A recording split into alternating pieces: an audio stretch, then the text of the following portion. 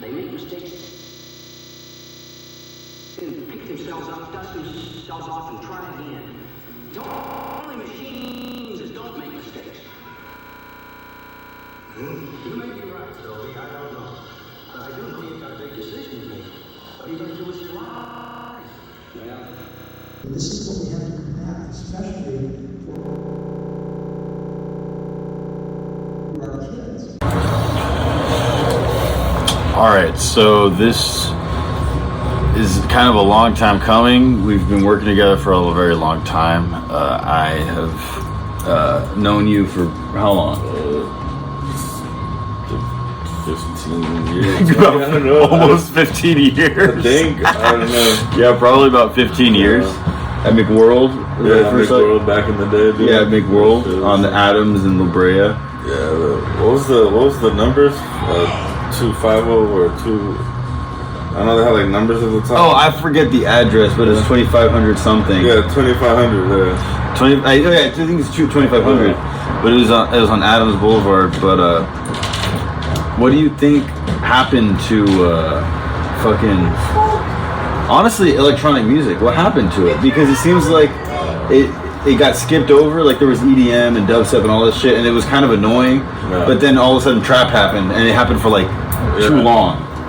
What do you think? Do you think like underground electronic music is gonna make a comeback sometime? I mean, more people are gonna do it, or it went back to the internet, you know? Yeah. It went back to where it came from, you know? Yeah, like because there's still people releasing shit. There's a lot of cool shit out there. You just gotta find it. It's not like kind of like in your face how it was at one point. Yeah. Where it was like everyone just throwing their new music out there, you know? Because like, for a while they were even appreciating just even like DJs or people who were like kind of, you know, messing around with their own sounds and shit, you know? Yeah. Trying to make something people could grasp onto, but yeah, if you go online, man, you find like there's like all these net labels and Bandcamp, you know, just look for different. Because people are constantly releasing albums. Like I bought this dude Tech Lin Tao, his whole discography for $1. He sold the whole discography for $1. So I was like, oh shit! They got like 10 records. I was like, okay, cool. And have you listened to most of it? I haven't listened to all of it yet. I heard one album was really good. It was like better than One Trick Point Never. You know what I mean? Like what what he does is like the mainstream of that. But then what's on Bandcamp is more fucking insane and crazy. Well, you know what I mean? Well, why do you think he gave his album out for $1? He needed money or something? I don't know. I think I think that it's kind of like people nowadays on the internet just want someone to listen to it. Yeah. Like for me, almost all my albums are pay what you want, and you don't have to pay anything if you don't want. Yeah. And it's not because I don't think it's valuable. It's just because no one listens to it, except me.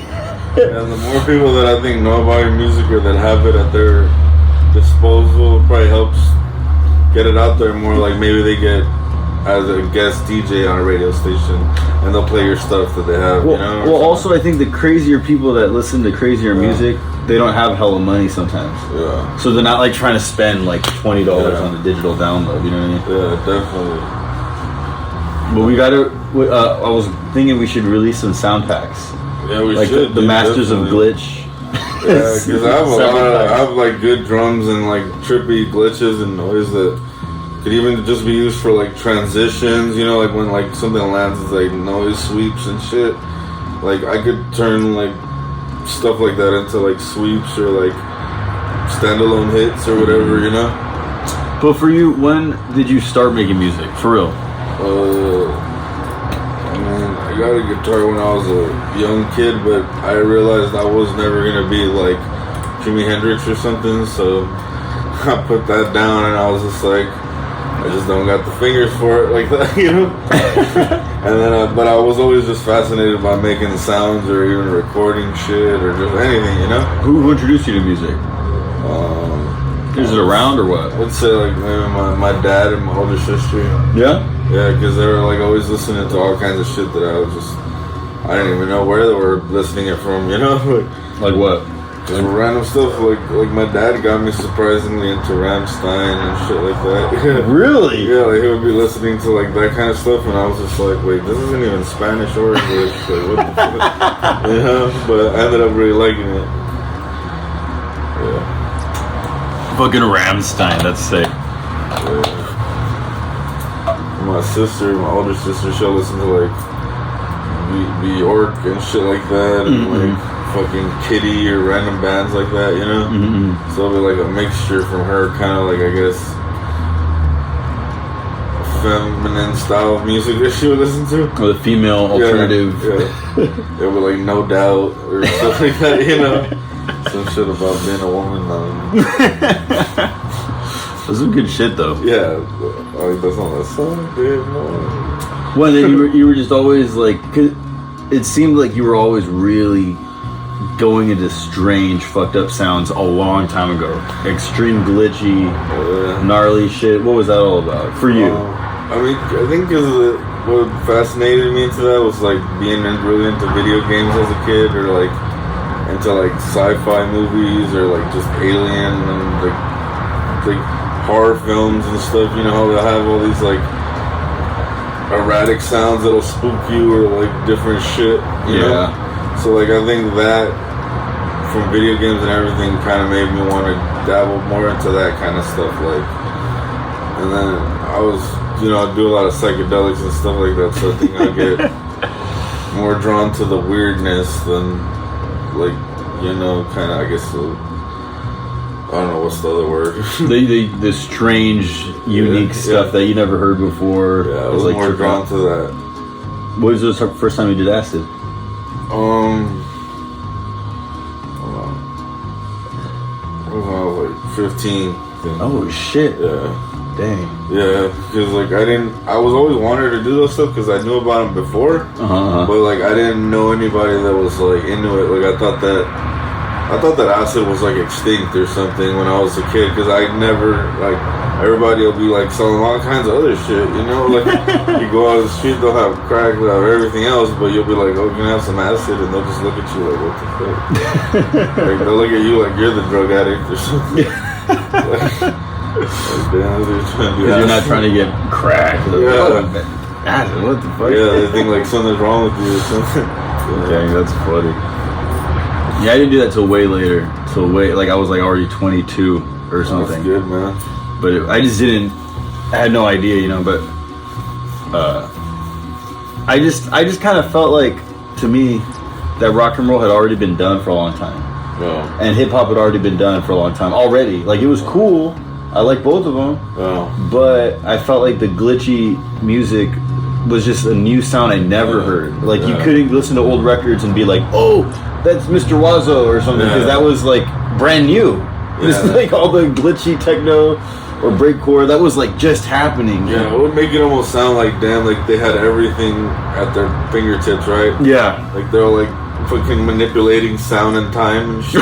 Yeah, you're like, damn, what the fuck? Like, it'll sound like you're listening to like a wizard or something. Well, because my dad showed me a lot of cool music too, and I would like my dad, so I was like, okay, if he shows me something, it's tight. Yeah. But he never showed me anything like that. Yeah. Like, or like when I found out about like Negative Land or noise music, I was like, holy crap, that was an acid trip to me. Just listening to the music, I was like in another realm. I was like I don't like video games, but I like the glitchy stuff, you know, like there's something specific about that.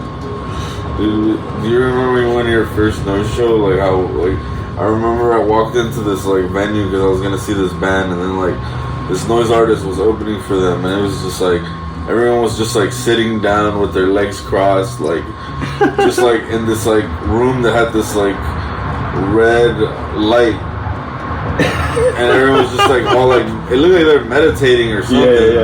And I was just like, I mean, I could feel the energy and I was vibing to it. Like I could feel while they were kind of vibing, but it just didn't make sense to me why like people would. I'm not fur, you know what I mean? Like, I was trying to grasp onto it. I was just like, does this ever change? Because it was just like, it was just drone music, and everyone's just like this, and so some people look like they're about to like pass out or something, you know? And where was that at? It was some artsy venue, because I lived in Washington and like Mid-City. Okay. And for a while it was like, I don't know what was going on there, but maybe they're having sales on buildings or something, but every other little neighborhood around there you'll see like a new venue pop up that was like our abstract art kind of type thing, you know, and then they'll have like their shows, like there was like the Women's House. Women's House was there was for the bikers. Yeah, First Space. Oh yeah. Perispace? Yeah, Perispace was Coma good. Space. Coma Space was like right next to my friend's house. He was just like, there's always all these like nerdy white people outside of my house and it's annoying. And I was like, what are you talking about? And I went over there one day and then they're all like having like a noise show or something. He was like, that was just stand right here and they clutter up the taco stand. And I'm just like, that's funny. Yeah, I remember the first noise show I went to was my church, actually. I went to a church in Pasadena called Mosaic, and they had this dude, Graffiti 69 or Graffiti 16 or whatever his name was. Graffiti 61, that's what it was, Graffiti 61. And he was the bassist in the worship group. And he did a noise show. And he had Endometrium Cunt Plow play. Remember Endometrium Cunt Plow? I forget what his or her new name is or whatever the fuck, but it's like something similar, but those EXCXP, the Endometrium Cunt Plow records, that was the shit, because when I saw that, it was like harsh noise for a while. I was like, what the fuck is going on? And then, but he broke out into speedcore, like fucking heavy blast beats, and he had like all these different synthesizers and things connected in an SP404 and like all this. It looked like he was really taking shit seriously, you know. He had all the machines. This was about 2006, 2007 or something, or 2006, I'm pretty sure. But that was like mind blowing. And he gave me a CD, and it was like 2 hours long, and I would just listen to that all day long. And it was like next level, because that was the first time I ever heard anybody do that. Because before I saw DJs, like my dad's friend was into house, so we would see house DJs. So I like house music, but that hardcore shit just blew your mind. It was like, it was cooler than metal. It was cooler than metal to me. I was like, this is. They're allowed to do this? Yes. I would think you'd get kicked out of a studio if you try to do that, you know? Like, what is this guy gonna break his shit? It made it more fun to me though, like the aspect of thinking that like kind of music almost has no rules, you know? Because at some point I'm just like, damn, like I would always try to make something, but I'm just like, what? It's not as great as something that I look up to, so I wouldn't appreciate it as much. Like, yeah, that was my problem making music, is that because it just didn't reach up to the standard of what I thought was good. Yeah. So you know what I mean? And I still have a hard time with that. Yeah. Because if I make a rock song, it's not as cool as my favorite rock song. Yeah. Or if I make a hip hop song, it's not like something I like. If you feel like you're trying to imitate it or something. Yeah. So it's like you have to go your own way, or else. Yeah. Because like if I make chip thrash shit, I do like it. Yeah. But there's some other people that do it, but it's a lot less of a thing. Yeah. So it's kind of like I feel like I'm making my own thing. Yeah. But when I try to do some other genre, it gets, I don't know, disappointing. Yeah. It has to have your own like flavor to it, or unless you're not gonna like it, you know? Yeah, like fucking the Beatles. Yeah. I love the Beatles, but I'm not gonna do the Beatles because like they already did it. It's like it's like it's perfect. Leave it. You would have to do like a chip thrash Beatles version. Yeah. You know? Now I got the Game Boy back. Shit. Yeah. I can't believe I left that at your house.